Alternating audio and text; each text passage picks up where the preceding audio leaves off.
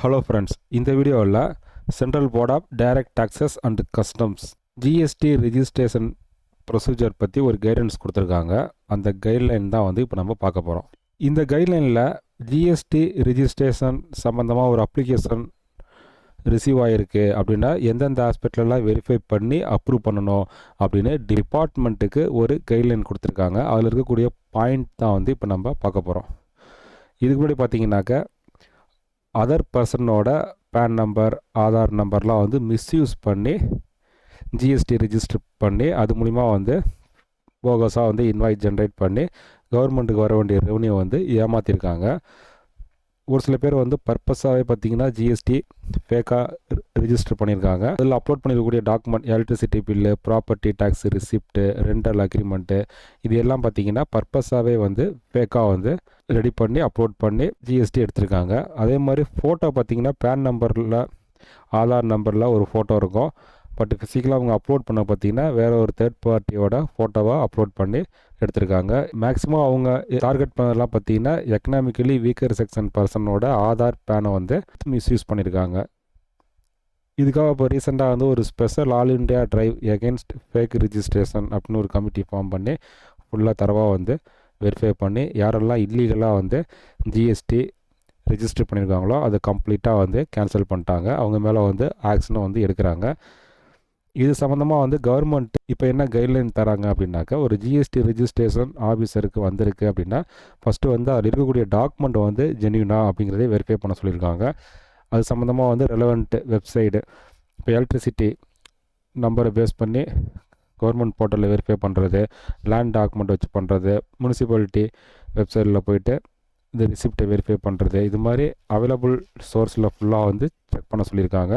முக்கியமாக வந்து அப்ரூவ் பண்ணுறதுக்கு முன்னாடி வந்து பேனிக் அகெயின்ஸ்டான ரிஸ்க் பாராமீட்டரை செக் பண்ண சொல்கிறாங்க. இப்போ directorate general of analytics and risk management with coordination of GSTN, இவங்க டேட்டாபேஸில் இருக்கக்கூடிய டேட்டாவை ஆஃபீஸர் வந்து அக்சஸ் பண்ண முடியும்.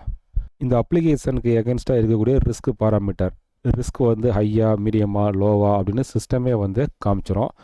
அதை பேஸ் பண்ணி ஆஃபீஸர் வந்து மோர் அலர்ட் ஆகிடலாம். இன்கேஸ் ஹை அப்படின்னாக்க டீப்பாக வந்து அவர் வெரிஃபை பண்ணுவார்.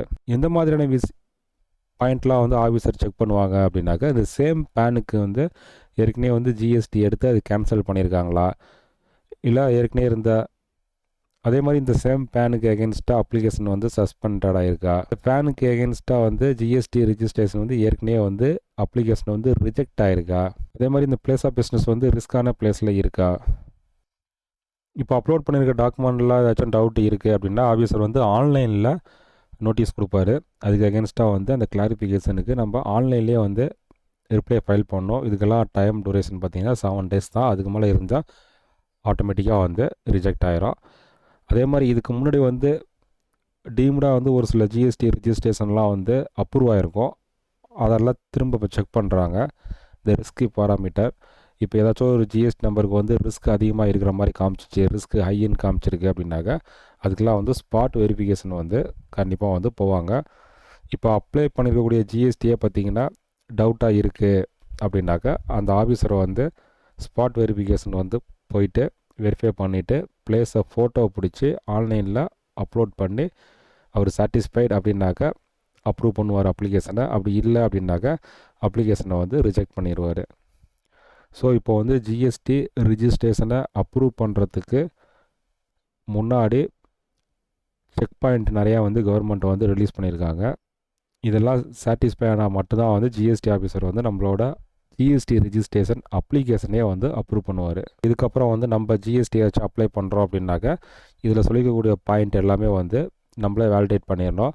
கரெக்டான டாக்குமெண்ட்டை மட்டும் அப்ளை பண்ணி ப்ராப்பராக வந்து அப்ளிகேஷன் ஃபைல் பண்ணி ஜிஎஸ்டி ரிஜிஸ்ட்ரேஷன் எடுக்கணும். ப்ராப்பராக வந்து ரிட்டர்ன் ஃபைல் பண்ணி கவர்மெண்ட்டுக்கு கட்ட வேண்டிய டேக்ஸை வந்து ஆன் டைமுக்கு வந்து நம்ம ரெமிட் பண்ணணும். இப்போ நீங்கள் பார்த்துட்ருக்க இந்த இன்ஸ்ட்ரக்ஷனோட காப்பி டவுன்லோடு லிங்க்கு இந்த வீடியோவோட டிஸ்கிரிப்ஷனில் லிங்க் இருக்குது. தேவை அப்படின்னாக்கா நீங்கள் டவுன்லோட் பண்ணி ஃபுல்லாக வந்து ரீட் பண்ணிக்கோங்க. இது மாதிரி இன்னொரு ஜிஎஸ்டி அப்டேட்டில் சந்திக்கலாம். இப்போ தான் நம்ம சேனல் நீங்கள் ஃபஸ்ட் டைம் பார்க்குறீங்க அப்படின்னாக்கா மறக்காமல் சப்ஸ்கிரைப் பண்ணிக்கங்க. அப்போ தான் டேக்ஸ் சம்மந்தப்பட்ட அப்டேட் வந்து இம்மிடியட்டாக வந்து உங்களை ரீச் ஆகும்.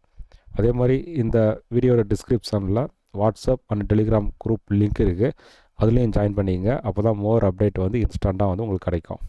தேங்க்யூ.